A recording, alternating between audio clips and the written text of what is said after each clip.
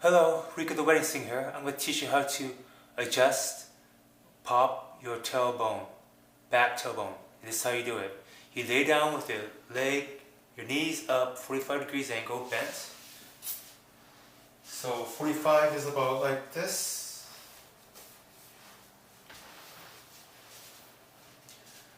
You place one leg down, and then with your left foot, you slide it.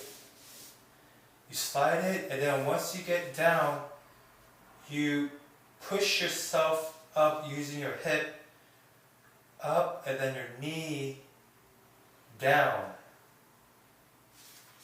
And then you should hear a pop. So,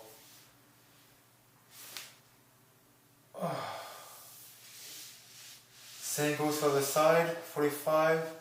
Slide your right foot down, then use your hip up, knees down,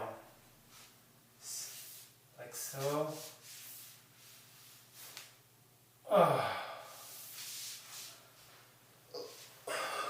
That's how you do it. Please advise your doctor, physician, or chiropractor. Again, I'm just a wedding singer. Peace out.